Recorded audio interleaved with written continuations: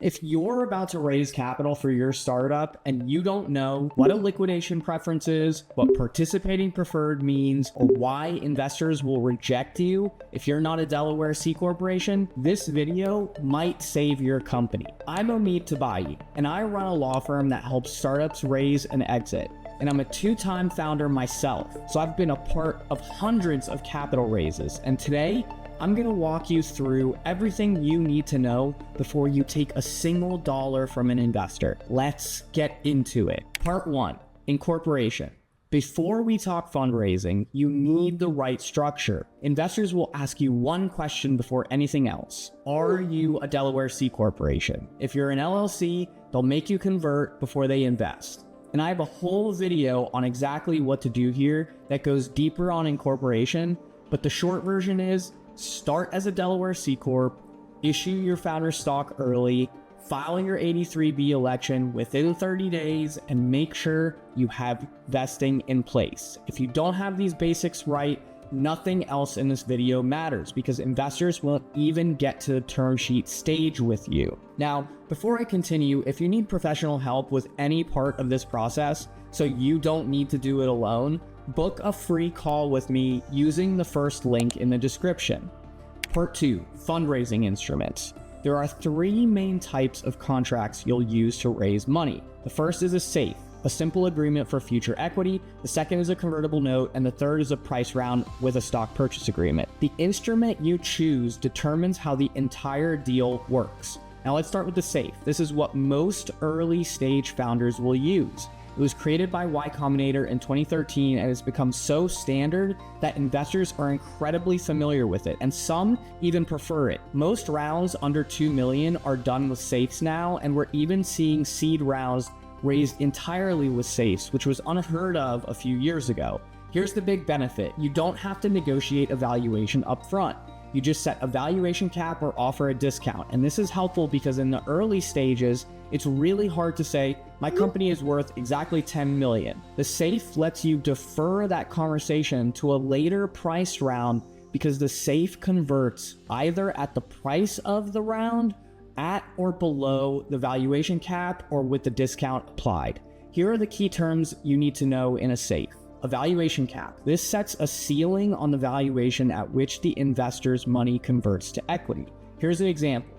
You raise a SAFE with a $10 million cap. Later, you do a price round at a $20 million valuation. The SAFE investor's money converts at a $10 million valuation, not 20 million. So they get more shares for their money because you gave them that cap. The lower the cap, the more equity you're giving away. And the typical caps at angel stage are usually somewhere between 5 million and 10 million. Let's talk about discount. Instead of a cap, you can offer a percentage discount on the next round's price. The typical discount is around 20%. Here's an example. Your price round is at $1 per share. The SAFE investor will convert at 80 cents per share because of their 20% discount. Now, some SAFEs have both a cap and a discount, but when that happens, the investor gets whichever one is more favorable to them. Now, there are pre-money and post-money SAFEs. Post-money SAFEs let you know exactly how much dilution you're giving away, and pre-money SAFEs cause more complicated cap table math because the dilution is difficult to model.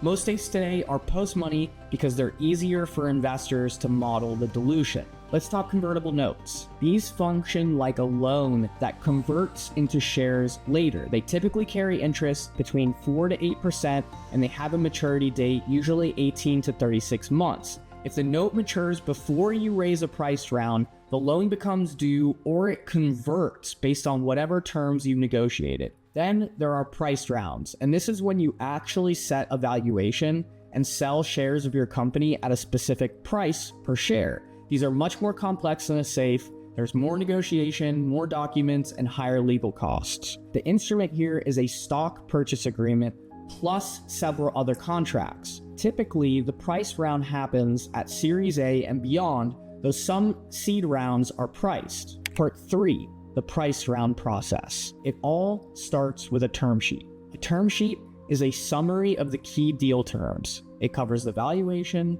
the investment amount, investor rights, board seats, and more. Here's something important.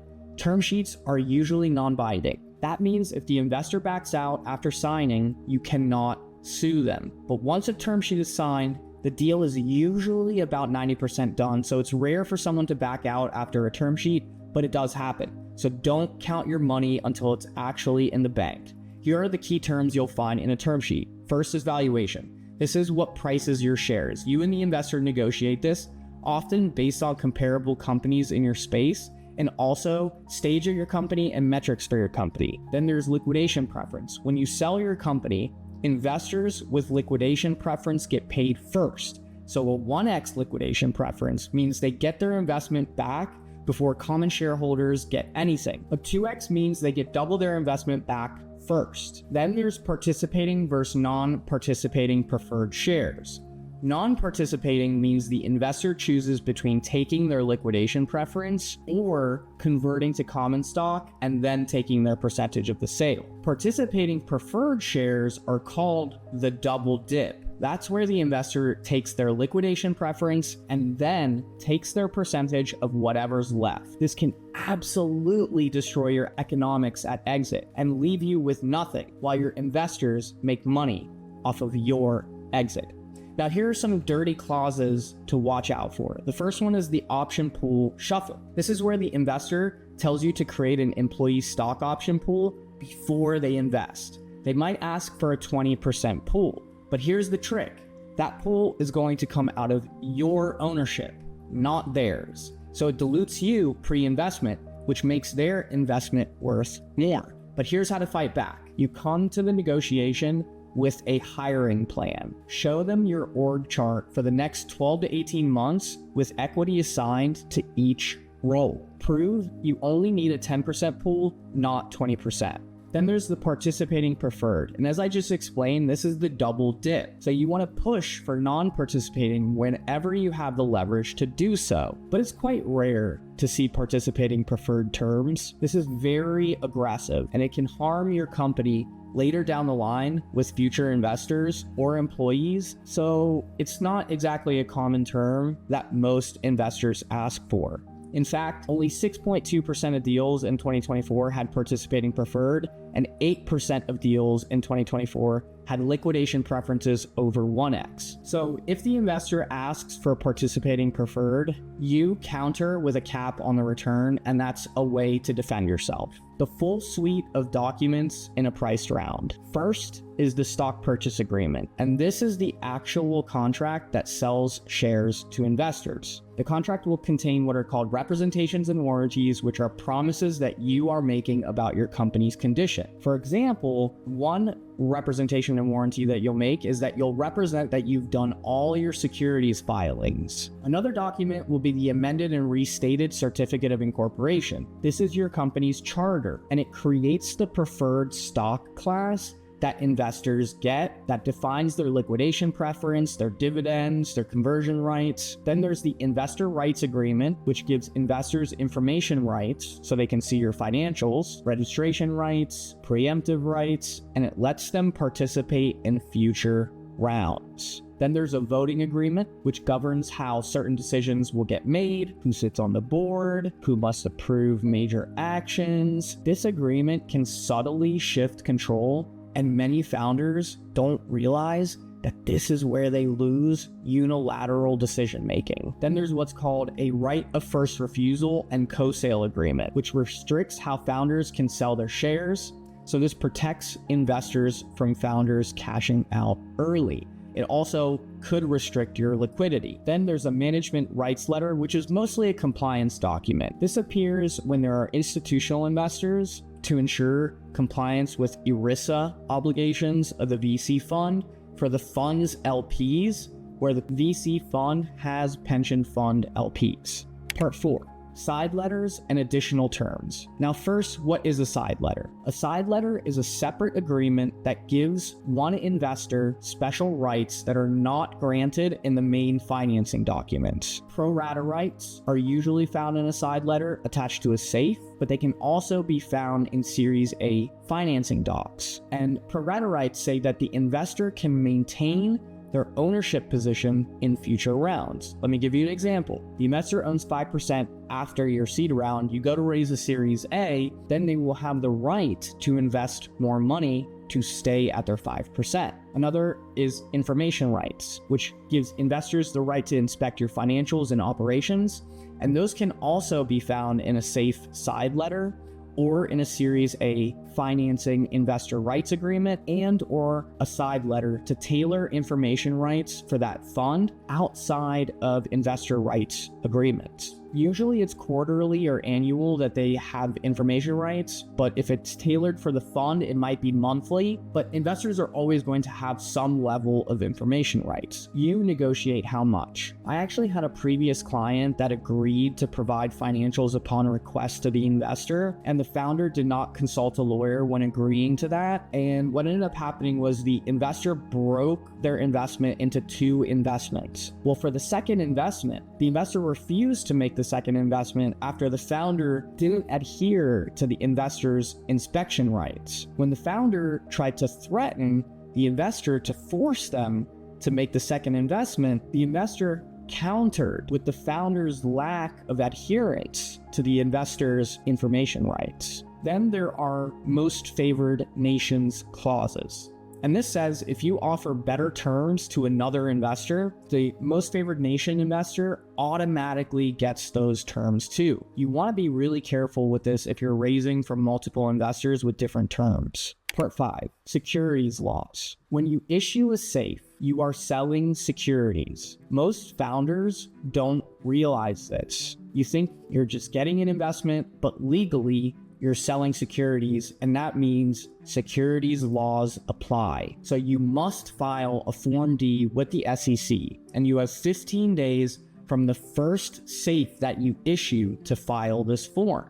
If you don't file, investors can demand their money back. You can get fined, and you can get barred from raising investment ever again. So this is serious. Do not try to play SEC lawyer on your own. But here are 2 exemptions you need to know about. But first, let me explain to you why you need an exemption. You need an exemption because if you don't have an exemption, you'll have to register your securities the way that public companies do. And this comes with regular filings like 10Ks and 8Ks. So exemptions exclude you from filing for registration, which means that you don't have to make those regular filings like public companies do. The first exemption is a 506B exemption. Think of the B as buddies. This is for investors that you know personally. So your friends, your family, your network. And under this exemption, you can have up to 35 non-accredited investors, but raising from non-accredited investors adds huge complications. First, they need to be sophisticated investors, which means they have financial knowledge and experience to evaluate the investment, or they're represented by a purchaser representative who does have experience. Even one non-accredited investor creates a lot more legal work, such as, but not limited to, providing a private placement or memorandum, and a PPM is an extensive document that will need to be drafted and provided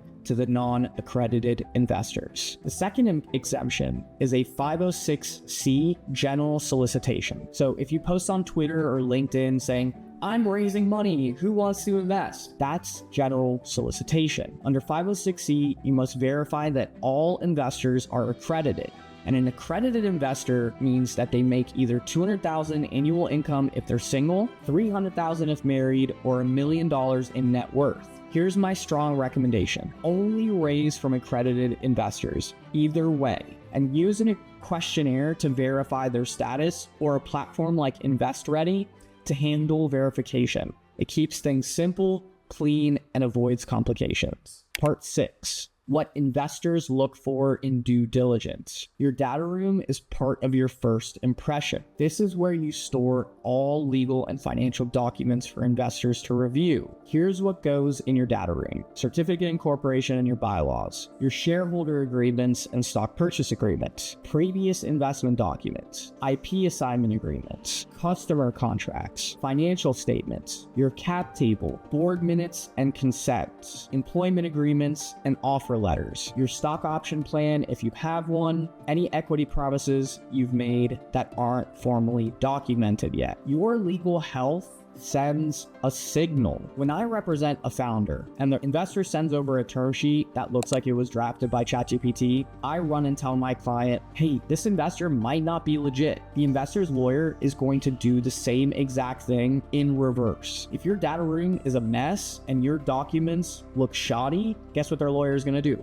The lawyer's going to go to the investor and tell the investor to dig deeper or walk away. A buttoned up data room actually helps you close your deal faster and increases your probability of getting your investment. So here are some red flags that might kill your deal. IP that's not owned by the company. This is a huge one and stalls deals. Messy, undocumented, or unreasonable equity promises, outstanding founder disputes or team tension, poorly documented customer contracts, unrealistic financial projections. Like if you say you're going to make $100 million in 1 year, investors will run. Being over-reliant on fundraising as a business strategy, of course, dishonesty, exaggeration, or lack of transparency, and giving away too much equity too early. Like if you give 50% to a developer who's just writing code, that screams inexperienced founder. Part 7. NDAs and confidentiality. Do not ask investors to sign an NDA. This is one of the fastest ways to be labeled an amateur. Investors will simply not respond to you. They'll just ghost you. In the early stages, NDAs are not expected or appropriate, and I cannot emphasize this enough. It's an emphatic no. So what do you do instead? Use a phased approach to releasing information. Your pitch deck has the exciting high-level stuff, the vision, the opportunity, the team. The deep dive into your technology and financials happens after the term sheet. Don't do tech reviews or share proprietary information before you have a term sheet. Push investors gently and diplomatically to give you a term sheet or move on. Your job as a founder is to keep the process moving. Now, use a virtual data room like DocSend, which lets you control exactly what information investors can see. You can track what they're looking at, how long, and it'll help you phase the release of information based on how far along the conversation is. The other thing you need to do is do your own due diligence on investors. Due diligence goes both ways. It starts from your very first conversation. Ask the investor about their investment process. Ask them about their portfolio. Are there any competitors? How much capital have they deployed? How much capital do they have left? Understand their investment thesis. The investor is assessing you, and you should be assessing the investor right back. Part 8. Watch out for these investor tactics. The drag and drop. Here's how this works. An investor gives you a term sheet, you get excited, and you stop talking to other investors because you think the deal is closing. But then they drag things out week after week. Your round goes cold. You lose all your other options. Now you have no leverage. That's when they come back and add terms or change the deal, and you have to accept because you have no alternatives. So the lesson is, don't stop other conversations until the money is in the bank. A term sheet is not a closed deal. Now, here's another thing. Building leverage is everything. The best way to negotiate good terms is to have multiple investors interested. So run a competitive process whenever you can. If you only have one option, you have almost no leverage. Investors know this, and they will use it against you. You see, there are no fundraising secrets. There are only poorly informed founders. And now you're no longer one of them. But I know that understanding this stuff and actually implementing it are two completely different things, because the legal details matter, and getting them wrong can literally cost you your company.